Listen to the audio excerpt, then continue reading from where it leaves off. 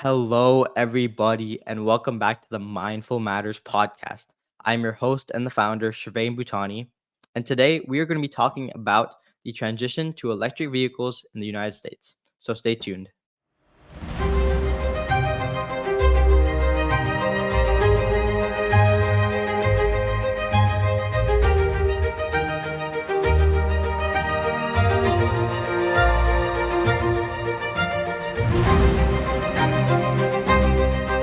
On that note, as I was talking about the transition to electric vehicles in the United States. So, what is an electric vehicle? An electric vehicle is powered by a battery. It doesn't run on gas. It's not like your normal Toyota or Corolla. It's companies, as you've heard of, like Tesla, Lucid, these battery powered cars that don't rely on gas and run off this rechargeable battery. And the reason why we're talking about transitioning to electric vehicles is because of how good this is for our world. To get into some context, we rely on fossil fuels. Fossil fuels is our clean source of energy for the world, for the United States, for everyone. The problem is with this heavy reliance on fossil fuels, they are dwindling. We don't have an unlimited amount of resources of energy in the world. So, because of this, we have to rely on other sources of energy, alternative ones that are unhealthy, unnatural, like nuclear power, for example. And that's going to hurt our society and has a very negative impact on the world. As you can see with climate change, global warming, these issues arise because of these alternative sources of energy that we are using that are not clean. And I'm basically bringing this episode to you because we need to make a change. That's what this podcast is about. It's about striving to make change in the world. It's about enlightening and educating everyone here, including myself, so that you guys can go in and enact change and you can hear this information and go out and make the right decisions. That's why I'm here. And today, a big change needs to be made because electric vehicles need to be the staple in the United States. I live in the West Coast where there's a lot of Teslas, a lot of electric vehicles, a lot of charging infrastructure, and everything. So I know what it's like to just be accustomed now to electric vehicles. But then in the East Coast, I visited a lot, and there just aren't as many electric vehicles at all. Most people rely on gas. It's more rural. I'd say more of the urban city like towns have a lot more charging, have a lot more electric vehicles because it's just easier. The convenience of having an electric vehicle in a city is not the same as it is in rural areas where a gas car will serve you better, maybe. But the reason why I'm bringing you this episode is we are not we have evolved from 5 years ago. 5 years ago, yes, we had all of these problems. And I'm not saying they're all resolved. I'm saying there still is problems with charging infrastructure. There's problems with battery, the miles you get on a certain car. There's problems with cost, affordability of an electric vehicle. And yes, 5 years ago, these are very, very big concerns. But in today's present day, I'm here to show you that there has been a lot of change. I mean, a lot, and a lot of progress to solving these issues. And actually, I'm going to get into those today by being joined with a special guest. He is a VP of Tesla. He has worked on hundreds of batteries, thousands. He's very good and very familiar with the build of an electric vehicle, the market, and he's basically an aficionado in this topic. And his name is Mr. Jeff West. So I'm going to be bringing him on today. I have a phone call interview with him where I'll be asking him some questions, and I'm just excited. So stay tuned. Hey, Shivan? Yeah. Is this Mr. Hey, West? Jeff. Hi. Yeah, it is. Yeah, what's up? Yep. You got some questions to ask me, huh? Yeah, I just got a couple questions. So Cool. I'm just doing for my English final project. We each have to basically go out and find a topic that we want to write about, like something that matters to the world and like has like kind of has a debate around it. It's not like something with one set of like solutions. Sure. So mine that I chose was our transition to electric vehicles, specifically in Yep. kind of conserving energy and conserving fossil fuels from clean energy sources. Yep. So because I know in the West Coast, especially since we're from California, there has been a lot more development, I would say, but places here in the East Coast, like where I'm living in right now is St. Louis, Missouri, where I go to college. I'm from Michigan, so I'm from the Midwest. So Oh yeah, I'm a little weird, yeah. So it's kind of been a slower transition on this side of things, I'd say. Yep. I So got my dad to buy one. He's in Saginaw, Michigan, so he's an hour Oh, and a yeah? half from the nearest Tesla dealer. But yeah, he loves it. So. you know, that's great. Yeah, I've been seeing a little bit more and more, but obviously not as much as I see in the West Coast. So Yep, for sure. yeah, so I just had a couple questions Sure. about some of the main topics of my project. Yeah, shoot. One of the main Yeah. debates. So I guess the first topic would be the positive environmental impact of like what is the most significant environmental benefits of switching to an electric vehicle? Yeah, I think you're not burning obviously fossil fuels, so I think that depending on where you're getting the electricity from, there's definitely a chance that you can be basically carbon neutral or zero if your electricity is clean from the grid. If your electricity is not clean from the grid, there's obviously some other offset for whatever your electricity is coming from. But we do have an increasing amount of solar, an increasing amount of solar plus energy storage utilities out there that are providing power in a lot of especially the Sun Belts, Arizona, Nevada, etc. And solar is really expanding like crazy. So there is a place where the grid is in a good position where clean power can kind of be feeding an EV and you have that offset from fossil fuels. So I think that's probably one of the best benefits, in terms of just the consumption. I mean, gasoline is just inherently, there's also like exhausts and things that come out of gasoline and the combustion, right? I mean, you get, carbon monoxide, you get all these other things that, are not an issue with EVs. So, with a gas car, a lot of times you'll see in the past, like, Ford's had issues where like, the CO, which is a byproduct of the combustion, actually leaks into the cabin of the car and people get a little tired and they're like, I don't know why I'm so tired. And it's like, oh, because carbon monoxide is leaking into your cabin. Yeah. So like, it shouldn't happen, but like the fundamental fact of traditional cars, we'll call them, is that ICE engine cars, is that you have a very controlled way of exploding things thousands of times a second. Right. So you're basically doing thousands of explosions a second in a very controlled manner. And I used to work on engine controls when I worked at Motorola way back in the day. I did some Ford like 6-cylinder, 8-cylinder engine controls and, figuring out the stoic ratio of air fuel and how much fuel to inject and how much, how fast to explode it. And the reality is it's just it's not as a fuel and as a power source. It's not actually very efficient from an energy perspective either, because you're basically running an engine at 1,000 RPM, very much overrunning it for the power you need to try to operate the engine in an efficient spot, right? So you're trying to like thread the needle of where the engine operates most efficiently versus the power demands of the vehicle. And it's just very inefficient in just its general use of energy from, wheel to, or basically from engine to wheel. Right. Where with a battery, you can get very efficient with your pack to wheel efficiency. Right. Yeah, so. I see. Yeah. So obviously you get the environmental benefits from switching to electric vehicles, but for someone who would just be like, let's say the average income person, I feel like that's a big struggle. They have a debate over the cost of an initial electric vehicle. Obviously in the long term, you'll get your money back, but people would want to see more affordable options before just being able to buy, right? So yeah, cost is a big deal, right? That's why we've been really, we feel that especially with the interest rates rising. I mean, you see us offering incentives like 0% APR, and there's tax incentives in some cases, so that helps offset. But what you'll see is it's the cost of an electric vehicle that we produce now, like the Y or the 3, is pretty darn competitive, depending on if you qualify for subsidies or not. Now, we can also talk about subsidies and whether or not, subsidies should exist, but that's a whole nother topic. I think, I'll just give you an example of, like, my dad, as a retired, teacher. He just bought a Model Y, and he paid the same price he would have paid for a new Chevy Blazer.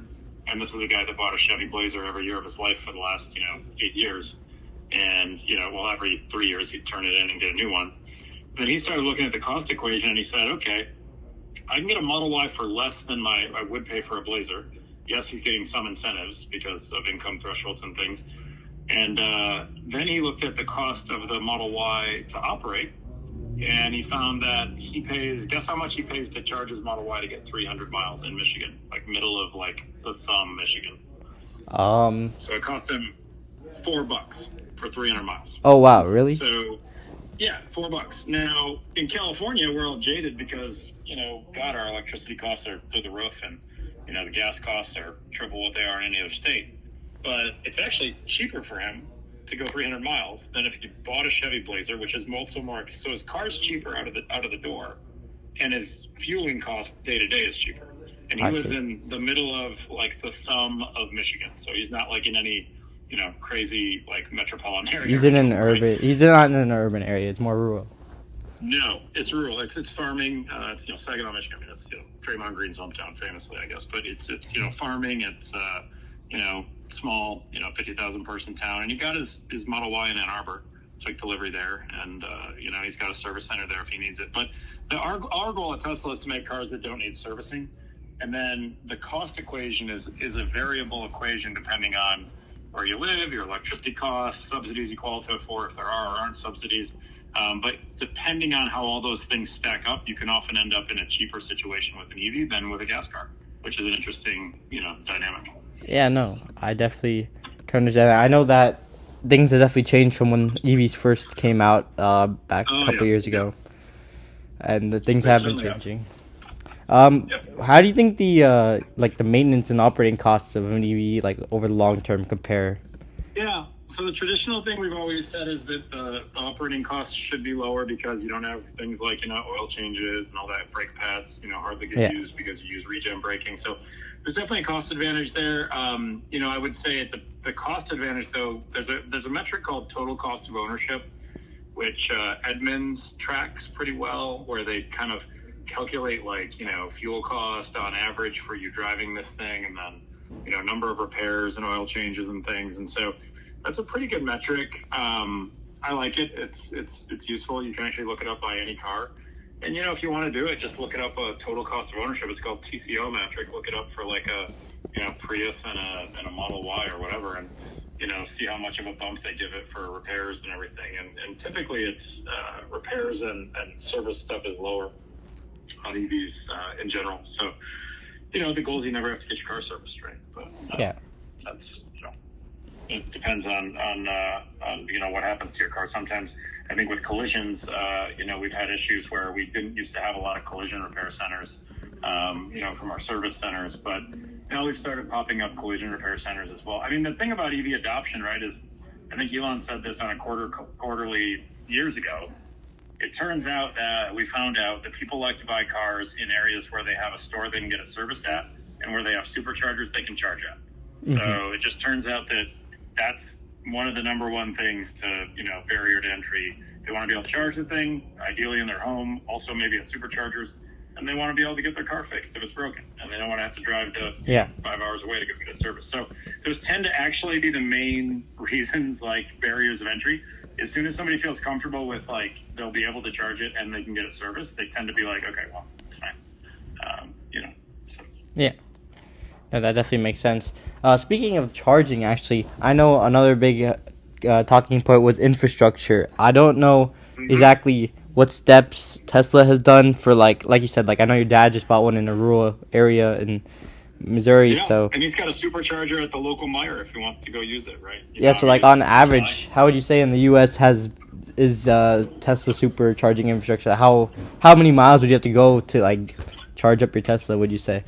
Yeah, I mean, it depends on where you live, right? I mean, the answer is, unfortunately, it all depends. So, if you live in California, you're in basically the mecca of superchargers, you can go anywhere, right? You can't go 10 minutes without a supercharger. You might have to wait a little bit. Sometimes you get some influx.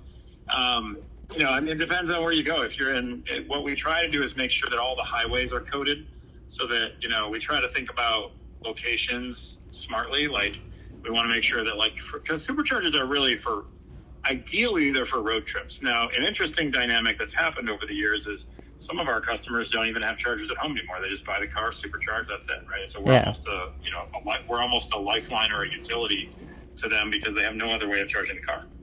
And that's a really recent development in the last few years we've noticed as we've moved down market with some of our cars, right? When we had Model S's and X's, it was all these rich people's third car and then just sat in the garage. I mean, not really just rich people, but it was a rich person car. It was an electric car. Yeah. And so, it would sit in the garage and it would they'd charge it at home. And, this whole supercharger thing was really a road trip thing. Well, now we look at superchargers as like basically a utility, right? I mean, it's a utility of, EV adoption, right? Because a lot of young people don't own homes, can't install, chargers in garages, rent apartments, etc. So we have a big commercial charging push where we try to push some of these smaller charging stations to things like apartment complexes and large commercial installations. So that's growing all the time. We have superchargers, we have home chargers if you are able to install one at your house. So we try to make sure that there's no shortage of places you can charge. But I mean, depending on where you live, it's something you got to look at, right? I mean, if you're 30, 40, 50 minutes from the nearest supercharger, that could be kind of a pain. So, then it's not going to be able to spread. Like I said, you've got to be able to charge your car and get it serviced. Yeah. Those are the two things you need to be able to do. So. No, that definitely makes sense. And I'm glad to see that that there's measures being taken to expand that as much as possible. Oh yeah, we're constantly adding stalls. I think we added the most ever this year, and we'll add the most ever next year. We just keep adding. So we keep trying to. And we now expanded it to Ford and GM and all the other partners that have signed on to our charging standards. So pretty soon, I think as early as this year, when you buy other EVs from other manufacturers, they'll just come with our charge port. So that'll be even easier. So. That's great. Yeah, definitely want to make everything as standard as possible and convenient for everyone. Yeah, I mean, we view charging as, it's another business unit, right? I mean, at this point, it's a whole nother just business, right? I mean, it's, we're in the business of charging people's cars as much as we are in the business of making them. So. No, for sure. Speaking of charge, I want to talk about battery a little bit. I know that when these cars were first rolling out, battery life was such a big problem because, I mean, your average car could go way farther than your average gas car could go way farther than having just one battery you have to keep recharging. You're saying you might need a pack replacement, right? Yeah. So the battery design target is that the battery should outlast the car. What we do to make customers comfortable is we have a very nice warranty. I think it's 4 years, 100,000. It's a lot. You can look it up, but our warranty is a very nice powertrain warranty that varies based on incentives and the car you buy. Mm-hmm. And so what we try to say is we're for sure covering you for a reasonable powertrain warranty, right? Just like you get a GM car, you get an 80,000 mile powertrain warranty or something, right? Yeah. After that 80,000 or 100,000 miles, the battery should last 160, 200,000 miles or more. But of course, you will have some variability in everybody's experience, right? So we have had batteries last 1 million miles. We've had 1 million kilometers, I think, is one of them. We've had, batteries that need to be replaced because of some defect or something, and then we've replaced it at cost because it's a warranty replacement.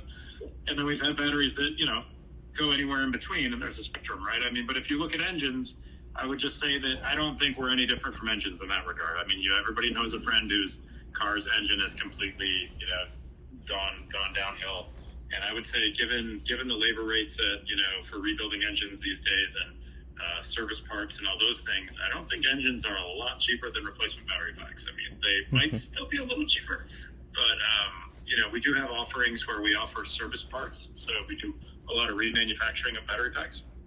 And up in Lathrop, and so we'll always offer you two different options, right? You can take a reman pack or a new pack, and so the reman one will be a little cheaper. The same with a remanufactured engine might be a little cheaper, but the warranty will be a little less. And then the new pack will be a little more, but you get a little more warranty. So, these are all the options we try to make available to our customers to figure out what they want to do, just like you would if you're GM with engines and transmissions. If you think about it, like an engine and a transmission cost as much as a battery pack. Mm-hmm. The battery pack there's not an engine and a transmission. It's just the battery pack, right? So, the goal is to make the battery last. The goal is to make the rest of the car fall apart before the battery fails. We achieve that in a lot of cases, but there are some cases, obviously, where we don't achieve that goal, and then there's replacement options. So. I see. Yeah. Also, would you think that what would you say about people in like certain different weather conditions, like affecting the battery over time, just losing its like charge and not being able to charge up to the same amount of miles it used to be at? Would you say the Yeah, I battery is like mean, well adapted for all yeah, conditions, I mean, or? these are automotive. Yeah, these are automotive batteries. They're not, they're not the cells that Panasonic put in laptops, contrary to how the company may have started with the Roadster. We work with our cell manufacturers to design, our big cell manufacturers to design, cells that can operate in automotive conditions, right? So there's no concern about driving in the cold. There's no, if you have batteries and you store them in Phoenix, Arizona, if you keep your car outside in Phoenix, Arizona, year-bound every year for 8 years, you might see slight degradation more than somebody that doesn't. But Mm. you'd be surprised. It takes a long time to integrate that degradation difference between, a 50 degrees Celsius storage pack and a 30 degrees Celsius storage pack. Like, Yeah. it's not like it was in the early days where like the Nissan Leafs all got returned in Arizona because you couldn't even have them in Arizona because the mileage like got cut in half and everybody lemon lawed them. It's not like that. So we have very good cooling systems. We we take the battery's temperature very seriously from a longevity and life perspective. And we work to basically design the thermal system in the car so that it can keep the battery in its happy place, whatever that is for the cell cycle. So. I see. Yeah. Talking about costs, I know Tesla recently just cut down their prices on like their Model Y, Model 3. I feel like there has been a price cut recently. Why would you say, how would you say that Tesla's able to produce these cars at such a low cost compared to like every other um every other car company like competing with them? Yeah, it's a few things, but I think a lot of it's economies of scale. And then I think because we're doing millions a year versus 10,000. So when I first started in batteries when I was at LG Chem, I would have OEMs calling me, begging me to tell them that the battery pack didn't have to be replaced on this car. I won't name names, but basically those battery packs were like $40K. So, the battery pack was like the cost of the car. We've come a long way since then, and the battery packs are nowhere near that cost, right? I mean, Yeah. you could go ahead and look up replacement costs for Tesla battery packs, and you should imagine that those costs are still us selling a pack and having a margin on it because, we're in a business to make money. And so the costs are nowhere near that, right? So I think we've just been able to drive down costs through volume, through working with our supplier partners, through engineering cost out of the car on a regular basis. We constantly are shedding costs everywhere we can. Trying to get our bill of materials down so that we can sell these cars for a price people can buy them at and still make money doing it, right? So Yeah. That's definitely been, I think, doing very well for you guys. we're trying. Yep. I mean, it's a tough environment with the rates where they are, but we'll keep going. So. Yeah. I guess my last question is, like, in your honest opinion, for someone who was thinking about buying an electric car but didn't know for sure, what advice would you give to them or say to them to convince them to, help the environment by driving EV? Yeah, I think just like, make sure you can charge it somewhere near your house. Make sure you can get it serviced and then give it a whirl, right? If you want to try one, go on Turo and rent one for, I don't know if Turo's probably not a big thing out in some areas, but, if you live in an area where you can rent one, Hertz still has a bunch of them. Maybe they do, maybe they don't. They have a bunch through Turo, try to rent one, try to ride one around for a bit. If you're really not convinced, I would, if you have a supercharger within 10 miles of your house or 20 miles and you have a home garage that you can install a charger at, I have zero concerns, right? At that point, you can wake up every morning with your car fully charged, right? So there's almost no concern. If you don't have a home charger situation, you need to kind of look at the supercharger situation around you, make sure you can get a charge. Also, make sure you're within some proximity of a Tesla service center. But a lot of our service appointments are mobile these days too. So, we have mobile service that can come out to your house, replace stuff. So I would say the barrier for buying a Tesla is very low, and I would say go for it, and there's not a better time today than to buy. For other brands, I would waffle a little bit based on the brand because the experience is definitely different based on different companies. They are either more or less committed to EVs. Their dealerships are more or less trained on how to service EVs, and their charging is more or less compatible with our charger system. So, it really depends on other OEMs. You have to go OEM to OEM and try to understand, which area you're in. And if, you can run into dealerships where like they only sell one Ford Lightning EV every year. And so you bring it in to get serviced and they go, okay, we got to ship it to Ford's EV service center in, Nashville, and you'll get it back in 2 weeks. And so that's kind of a pain in the ass. So people don't really like that. So, you got to make sure that you can get it serviced if something's broken, that you can charge it easily. And if you can do those two things, and look at your cost of electricity. I mean, again, cost of electricity is really cheap in some places. Some places it's astronomical, like where I happen to live. But, you just got to look at that and do the economic math for yourself, convince yourself, look at the total cost of ownership, look for charging around you and service centers, and you'll probably be fine. All right. That sounds good for anyone looking to buy an EV and maybe still on the fence. And go for a test drive, I mean, once you drive it, it's night and day. I mean, my dad got a Model Y, and, 73-year-old guy got in a Blazer, get a Blazer for every 3 years, and got in the Y and said, whoa, this is a lot nicer car. So, just get in one and drive it. Yeah, I know. I've been behind the wheel of a Tesla, and I will tell you, it's nice. It's nicer than your average car. It's an easy drive. It is. It's a real easy drive. I trained my daughter driving on my pickup truck, and then the Tesla. Yeah, my dad was not gonna let me start driving on the Tesla. I had to learn on a regular car first. It's too easy. That's why I told her. I said it's too easy. Yeah. You gotta drive this gas pickup truck first, and then. Yeah, he was like, if you go to a foreign country, you need a wrench. You'll be screwed. You're gonna be one of those guys that only knows how to drive a Tesla. Like, where's my one pedal driving? I don't understand. Why doesn't this thing lock itself? It's weird. Yeah. Yeah, it's a lot of things we get accustomed to, but our goal is to make a car that's that's just easy to get in and drive. Yeah. Well, thank you for your time today to just answer some of these questions for me. Yeah, no worries. Yep, no worries.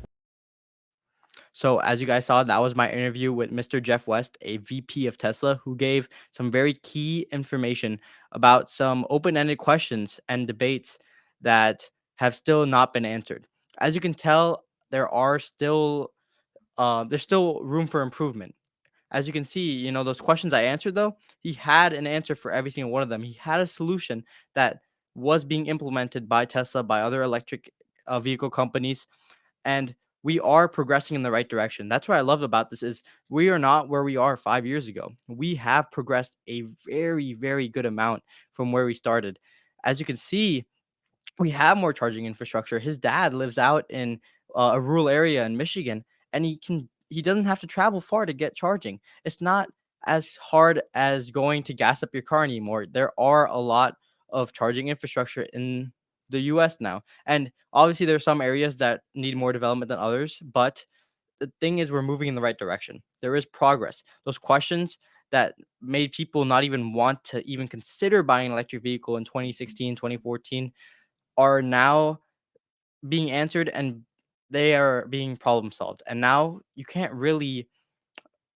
going to be to a point where you can't really deny that buying an electric car is not better than buying a gas car. We are heading to that place where buying an electric car is going to be the staple of every car in the United States. And I'm telling you, here in California, you see it way more because it's an urban area. In the Bay Area, there's a lot more charging infrastructure, a lot more development here.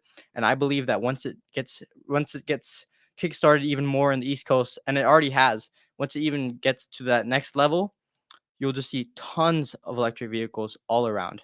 Now, I did notice that the only thing I didn't mention was about affordability. Yes, prices are going down, and yes, we answered the economic long-term value of you're gaining your money back. You're not spending $5 a gallon on gas or wherever you live. You are able to charge, and let's say you had solar energy in your house, you are not spending any money to charge that car because solar is powering it. So there are ways to even make this more efficient. But people who still can't afford an electric vehicle for very good reasons. I mean, the average income is not nowhere near the most base model of an electric vehicle right now. It's getting closer. It's very close, but there are public forms of transportation. I actually just recently cited an article from the New York Times that talked about how in St. Louis we have moved to EV buses. So now buses are running on electric. and even the metro. The metro is a big part of public transportation in St. Louis, and now it's running on. It's been running on electrical energy, not gasoline, not emissions, nothing like that, which is very good because people who can't afford an EV, but may not be able to even afford their next car, they can just take public transportation. People who already have been taking public transportation, they are just helping the environment now, and I'm very happy that that started rolling out. And then the other source I cited was actually a Missouri ordinance that was passed on the Missouri website. If you check Missouri.gov, something like that, um, it shows that they passed an ordinance to actually issue more charging infrastructure in St. Louis and in the area of Missouri, which is very key because, like I said, we are moving towards a more electrical vehicle environment. EVs are going to take over gas. I'm telling you that this is where we're headed, and it's a good thing. And this is where we need to head because this all is around the problem that we are running out of fossil fuels. They are dwindling. We are running out of our clean sources of energy, and we need this to keep us afloat in the long term. And we are moving in the right direction. So, with this information I gave you today, I just want you to take it if you and just be mindful. I mean, I'm not saying you have to go buy an EV right now. Obviously, that would be an amazing thing to do. Best case scenario, I don't expect people to go do that. But the whole point of this podcast is that you should see that there's nothing wrong with EV vehicles. There's nothing like it is the better solution, and you should see that in the long run that we need this to sustain our environment and keep us all healthy in the long term, keep this world healthy in the long term. And that's really what this podcast is about, is enacting change to help the environment, to help everyone as a whole. Because if we don't help the environment, we're just only making it worse for ourselves and our future generations. We're not like oh, someone saying I want to buy a gas car. They're not, because for some reason they're not hurting anyone else but themselves and everyone else around them and their future generations of their family. So I'm just saying that take this information, keep it open minded, and just yeah, like I said, keep an open mind. And if you can understand the reasoning behind why we need to switch to EVs, please go lobby your governors, your counselors to pass ordinances. If you know areas that need to more development, I would hope that you speak up and are able to get some policies passed to really get this as a sort of standard in the United States, just almost as gas stations, just a standard to have charging. So that's the note I'm going to leave you on. Thank you so much for watching this episode. And I wanted to give another thanks to Mr. Jeff West for doing this interview. It was honestly he's an amazing guy. And I'm so happy we had him on the podcast. So thank you for watching, and I hope to see you next time.